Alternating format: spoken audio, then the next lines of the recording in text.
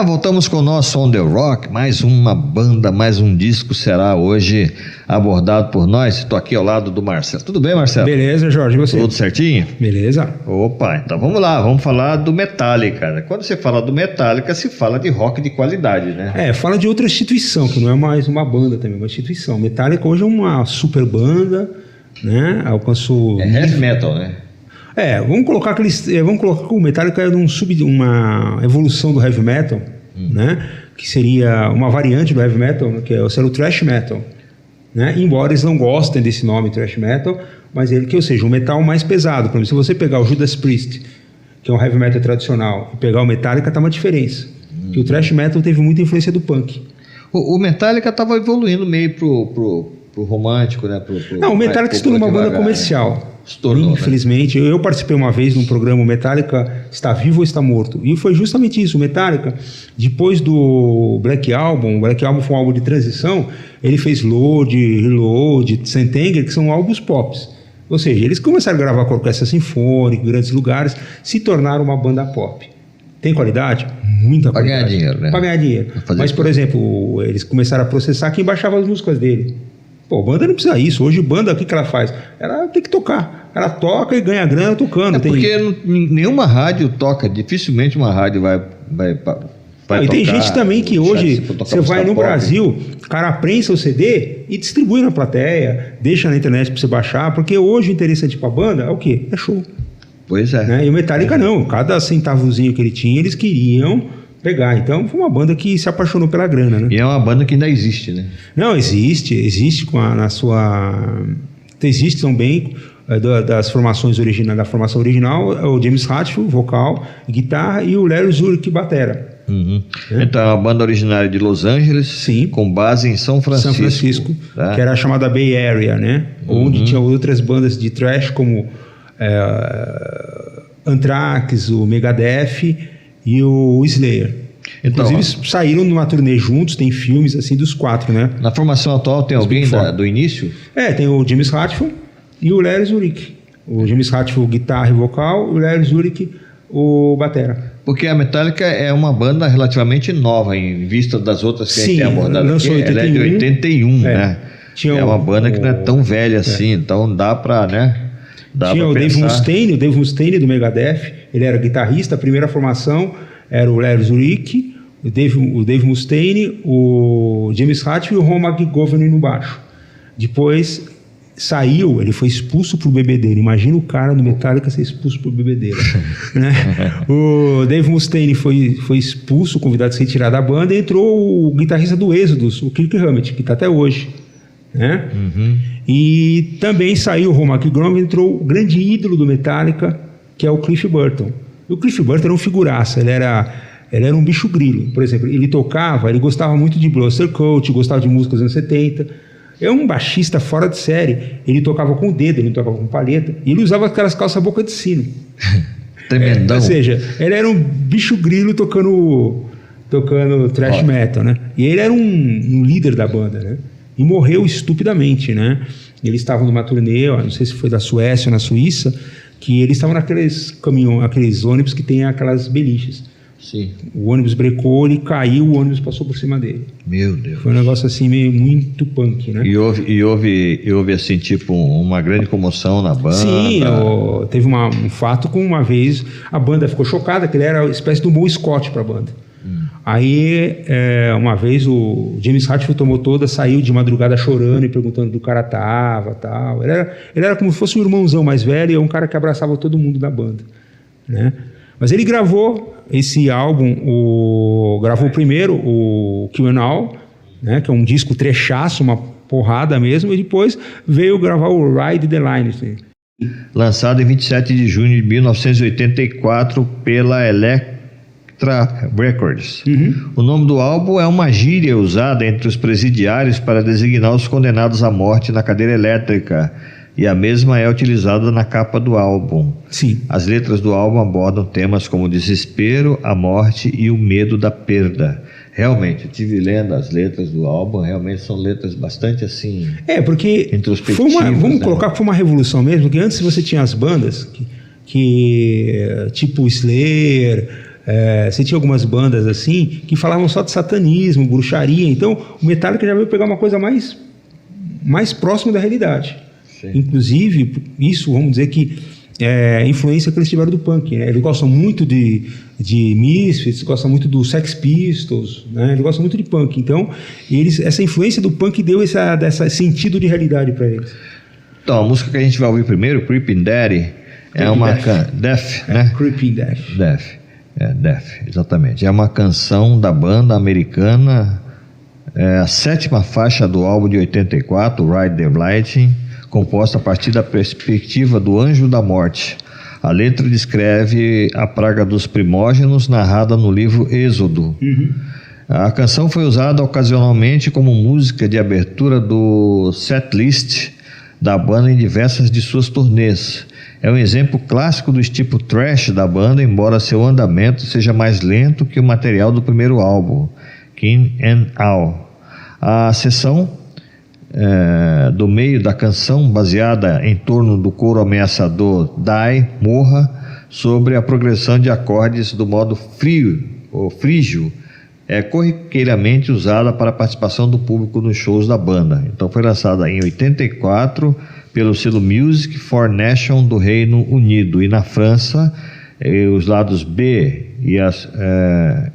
eram as covers I'm Evil, originalmente banda Diamond Head, e Blitzkrieg, originalmente a banda do mesmo nome. Bom, Creeping Dead é uma banda. Já começa falando de coisas. Só você falou assim do Diamond Head, fazer uma. Essa Diamond Head, se você vê, é uma banda de hard rock. E o Metallica era apaixonado por essa banda. Inclusive o Larry Zurich é um cara que não tomava banho, isso que os caras do Metallica falavam, né? Que ele não gostava muito de tomar banho. Mas isso não é comum, não é incomum lá. Mas o que acontece é que é o seguinte, o Larry Zurich, ele veio para os Estados Unidos para acompanhar o Diamond Head. Olha a grana do cara, eu vou para um outro país para acompanhar minha banda preferida. Você vê em muito filme, né? O americano, por exemplo, ele dorme, chega, acorda atrasado, ele tá dormindo só de aquela cueca, samba canção.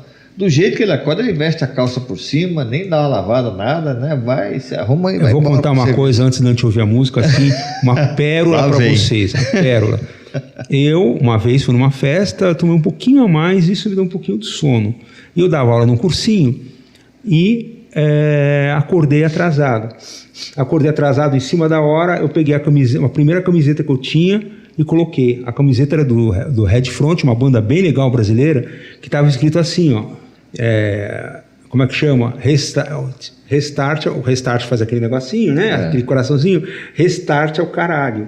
É Headfront, porra. Assim, o Restart na frente, Restart é o caralho, assim. E atrás a camiseta tava Headfront, porra. Eu peguei a camiseta, coloquei e fui dar aula no cursinho. Quando eu começo a dar aula no cursinho, pô, professor, maneiro essa camiseta. O aluno falou mesmo. Eu olhei e falei, putz. Aí Se você der aula agora em alguma dessas escolas, vão dizer que você está querendo, vamos dizer assim, né? Doutrinar as pessoas de acordo com a sua camiseta, né? Não, porque eu doutrino um pouco, coloco um filme de rock para eles, né? Rock, né? Aí não é muito doutrina, né? Eu vou sempre de camiseta de rock, mas não acho que eu esteja doutrinando, porque não, também não. O que eu mais ouço é funk. Ninguém falou isso, né? Ninguém falou isso. Né? O que eu mais ouço é funk, né? Mas agora eu não vou ouvir funk, agora eu vou ouvir Creeping Death. Creeping Death. Vamos ouvir? Uma música excepcional. Inclusive, só antes de falar, que tinha muita história de rock and roll. A gente tinha um bar que eu trabalhava no Bom Retiro, uma confecção, trabalhava na área financeira, a gente saía de lá, a gente ia direto para um bar lá tomar geladinha, e o dono, o Fábio Alemão, ele colocava um som.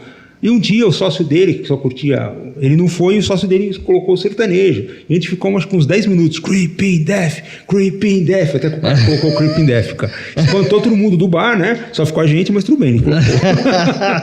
Porque é o seguinte, só vocês que gostavam, Só a gente que gostava. Alguns críticos dizem que Master of Puppets, de 1986, é um dos álbuns de thrash mais influentes e pesados. Logo após, a banda alcançou enorme sucesso comercial com seu álbum auto-intitulado de 1991, também conhecido como The Black Album. Sim. Será que é alguma referência de White Album?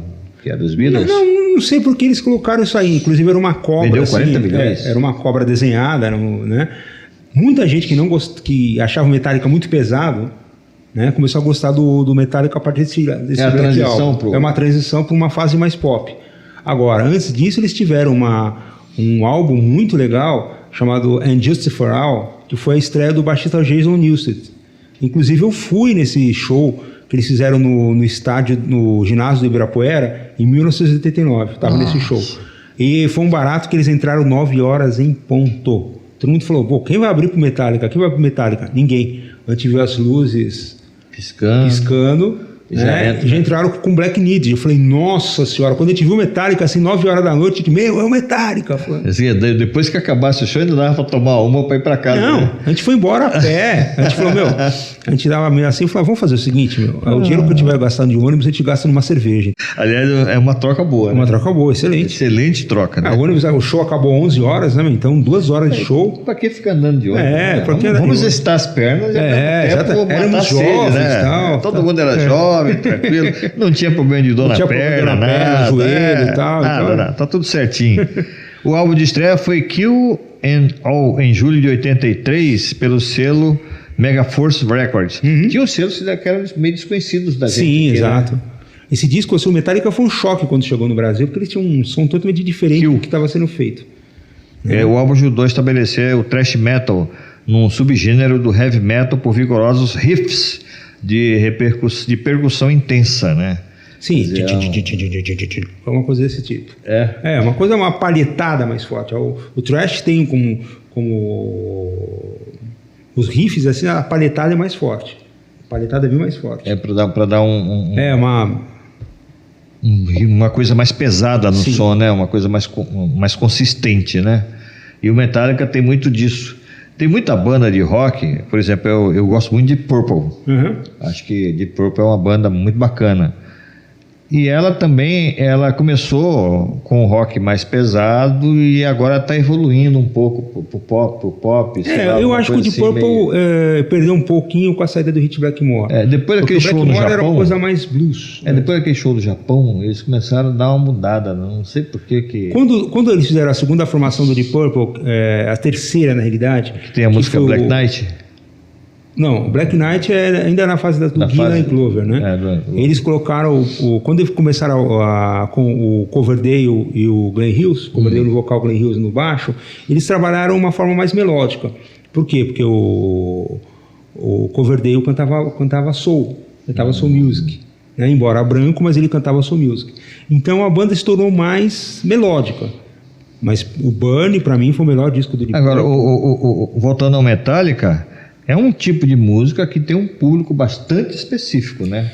Bastante fiel. Mas é um público assim que não gosta assim de mudança, né? Porque, por exemplo, quando chegou o High the Line, tem muita gente que criticou, principalmente por causa da gravação do baixo. Que eles tiveram um problema que eles nunca aceitaram o Jason Newsted, porque eu acho que eles esperavam que o Jason Newsted fosse um segundo Cliff Barton, e não foi. A nível de personalidade, porque o Jason tocava muito bem, tocava numa banda chamada Flotsam Jetsam, né, com uma banda de thrash, e no quarto álbum eles já começaram a descambar um pouquinho, então muita gente abandonou o Metallica. Muita gente fala assim, só ouço até o Unjust for All, depois disso não ouço mais. Só com o último do Metallica agora tá bom, mas falta um pouquinho ainda, né? O Robert Trujillo, o baixista que foi do Suicidal Tendencies, um cara bom, mas falta aquela pegada. Mais de consistência, pegada. E quando eles vêm fazer shows atualmente, qual é a postura deles? Eles recordam alguns tempos? Sim, tem músicas assim que são obrigatórias, né? São músicas que são obrigatórias. Creeping Death eles tocam. Creeping Death, tocam as músicas que a gente vai colocar também, Fight With Fire, eles também tocam, né? Essa música, por exemplo, The Call of Cthulhu, é uma música instrumental. Ela tem 8 minutos. 8 minutos. Mas eu vi a música inteira, na íntegra. Não é uma música instrumental daquelas que enjoa. Não, variando. Ela vai variando. Parece 3, 4 músicas juntas num pupurri, né? Uma coisa assim, mais ou menos desse tipo. E é a oitava e a última faixa do álbum Riding Lightning, gravado em 84. O nome da música seria When Hell Freezes Over. O nome da canção faz referência ao ponto The Call of Cthulhu. The Call of Cthulhu, né? Que é uma música do escritor norte-americano de ficção científica de terror. Lovecraft, né? Baixista da banda. Muito interessante essa música, muito interessante a letra. É uma música muito boa, né? O Metallica foi formado em 1981, quando o baterista Lars Ulrich colocou um anúncio no jornal de Los Angeles, The Wrestler, que dizia: baterista à procura de outros músicos de metal para Jam com Tigers and the Tang. Né? Tiger of the Tang. É uma excelente banda também que surgiu nessa época do New Wave of British Heavy Metal, né? Embora não era uma banda, mas tinha o estilo. O New Wave of British Heavy Metal foi quando surgiram as bandas, o Judas Priest. O Judas Priest, embora era uma banda antiga, mas ele também, esse movimento de New Wave of British Heavy Metal foi um movimento que resgatou as bandas antigas. Então, por exemplo, bandas que já estavam na estrada, como Motorhead, que estavam na estrada como Judas Priest, entraram justamente com Iron Maiden, com Saxon, com Girls' School, com Angel Witch, né? E do outro lado você tinha o Tiger of Tang, que é uma banda que surgiu junto com... O Uriah Heep já é outro tipo de... O Uriah Heep é uma banda, mais um hard rock, voltar com um heavy metal, também, né? Pesada também, álbuns muito bons como... Demons in the Wizard, The Magician's Birds, Abominog. É uma banda que a gente também vai abordar aqui, que é belíssima. Né? Porque ela tem assim, comparando ela com Metallica, não é que sejam iguais, não é que as duas sejam iguais assim, em termos bem diferentes, bem né? diferentes. Mas assim, carrega você para um lado pesado do rock. Sim, claro. Né, a obra das duas bandas, você é conduzido para um lado mais trash. Inclusive o Uriah Heep é uma banda para mim até subestimada. Eu fui em 2 shows do Uriah Heep aqui no Brasil. Eu fui um show uma vez em 88 e fui outro show em 95. No 95, quem abriu para o Uriah Heep foi o Nazaré. O Nazaré foi um show perfeito. Eu falei, o Uriah Heep vai ter que tocar muito para superar o Nazaré. Eles tocaram. É um negócio absurdo. Um olhava pro outro e já sabia. Nazaré é uma baita de uma banda, né? Nazaré é excelente. Mas o Uriah Heep, um olhava pro outro e os caras já sabiam o que fazer. O entrosamento deles é um negócio absurdo. Então, a banda Metallica iniciou as gravações em 20 de fevereiro de 84 no Sweet Silence Studios, em Copenhague, na Dinamarca. Justamente por causa da terra do Lars, né? Ah, é? Terra do Lars.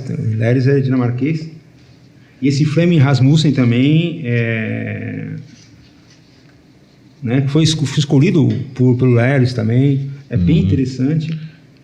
Vamos ouvir Riding Lightning, que é cavalgar no... Não, primeiro Fire with Fire. Combater fogo com fogo. Combater fogo com fogo. Que é uma letra excelente. Meu. Essa música tem uma letra bonita. Eu até escrevi um pouco dela, né? Não sei se está aqui, deixa eu dar uma olhada aqui na nossa colinha. Você deve ter ela por aí, né? Inclusive essa música Fight with Fire é uma música que abriu alguns programas de metal aqui no Brasil. Era a trilha sonora, que é dedilhado, apaletada, um negócio muito rápido, muito bacana. E é realmente uma música bonita, porque a gente assim, tem rock que eu não gosto do rock quando o grito suplanta o entendimento da letra da música, certo? Eu gosto de ouvir a letra para depois se pesquisar, ver o que é que significa, aquela coisa toda. Quando a gente gosta de um certo ritmo de música, a gente quer saber o que é que está ouvindo, né? Então é por isso que a gente vai dar uma pesquisadazinha para ver. E a Metallica teve que gravar rapidamente porque os shows europeus estavam agendados para 29 dias. Era muito pouco tempo para gravar tudo aquilo que tinha que ser gravado e na elaboração que eles queriam que fosse, né? Porque era uma banda que primava também pela elaboração de música, né? Não eram músicas inventadas na hora, né? Então, existe algum termo assim de comparação do Metallica com bandas assim nacionais que seguiram mais ou menos o mesmo estilo? O Metallica influenciou várias bandas, né? E uma banda que bebeu muito na fonte do Metallica foi o Sepultura. Né? O Sepultura é praticamente uma banda multinacional, né? Sim, o Sepultura o vocalista hoje é estadunidense e tal. O Sepultura, ele, como é que eu posso dizer? É uma banda assim que, embora eles não admitam, eu vejo alguma influência do Metallica no Sepultura, né? Embora eles têm mais ou menos a mesma época, a mesma idade? O Sepultura um pouquinho mais recente, mais antiga? Não, mais antiga não. O Sepultura é um pouquinho mais, por exemplo, Metallica foi 81, Sepultura acho que foi 84, 85, alguma coisa assim, né? Embora os vocais do Max, assim, o Sepultura foi várias bandas influenciaram o Sepultura, mas eu comparo assim não em termos de som, mas em termos de projeção. Eu não acho Sepultura uma banda brasileira, radicada no Brasil só. Não sei, porque antes o Max mora nos Estados Unidos, o Max Cavaleira, o restante mora no Brasil, mas eles, por exemplo... Como é que eles se juntam, né, para ensaiar? É uma banda globalizada, né? Eu acho que a banda globalizada e tal, mas o Max nunca deixa de ser, inclusive ele é adepto do candomblé, o Max e tal. Ah, é? Americano? O Max é brasileiro. Brasileiro. Mora nos Estados Unidos, ele tem o Cavaleira Conspiracy e tem o Soulfly, né? Mas ele sempre fala o Sepultura do Brasil. Mas eles não gravam em português, né? Não, eles gravam em inglês. É o seguinte, aqui no Brasil é uma coisa que é muito diferente da Argentina. As bandas argentinas gravam em espanhol.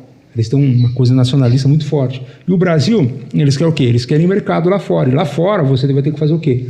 Você vai ter que gravar em inglês. Então você tem algumas bandas da Alemanha, como o Scorpions, você tem uma banda... Scorpions é uma banda fantástica, né? Banda fantástica. O Scorpions, o Accept, que essas bandas gravam em inglês. Você tem bandas da Finlândia, assim... E muito artista brasileiro, quando grava um disco de muito sucesso, seja ele pop, ou seja ele de rock, ou de bossa nova, como naquela época, né? Tinha que gravar uma ou duas músicas em inglês para lançar no mercado. Para lançar no mercado, o carro-chefe. É o carro-chefe. Mas hoje, eu acho que se você chegar... Por exemplo, a Argentina, a banda que tem mais destaque na Argentina é o Rata Blanca. Uma banda mais... Mas o Rata Blanca, eles cantam em espanhol. Mas o metal argentino é muito bom. Inclusive tem uma banda chamada Penadas por La Ley, que é uma banda que faz um crossover e tal, é muito bom. Mas pouco divulgada na Europa e nos Estados Unidos. Né? Nossa, uma vez na Expo Music teve um produtor que trouxe uns CDs de bandas argentinas excelentes. Né? Mas aquele negócio, o preconceito são das pessoas da Europa. Por exemplo, tem uma banda da Venezuela chamada Gilman, que é uma banda excelente também, de heavy metal tradicional. Tem bandas Motosierra, que é uma banda punk uruguaia. Uma outra banda do Uruguai também é o Chopper, né? Essas bandas cantam em espanhol, por causa disso eles não têm... E elas não têm nem no Brasil uma entrada, né? Uma não porta de entrada, um preconceito, né? Aqui no Brasil existe um preconceito, realmente. Existe um preconceito. Se você pegar bandas antigas, Hermética, V8, o próprio Júnior do Patrulha tocou no Aerobus. A única banda que entrou no Brasil foi uma banda que acompanhou o Caetano em Alegria, Alegria, não me lembro agora o nome dela, é uma banda argentina. Sim, acho que eu sei qual que é. Agora deve estar bem já antigos, porque isso foi na década de 60, mas era uma banda argentina que acompanhava o Gilberto, o Caetano Veloso no Alegria, Alegria. Porque não era um meio esquisito. É um preconceito contra o espanhol. Inclusive a Espanha tem bandas boas, como o Barão Rojo. O Barão Vermelho deles é o Barão Rojo. É uma imitaçãozinha, né? E é uma banda excelente também.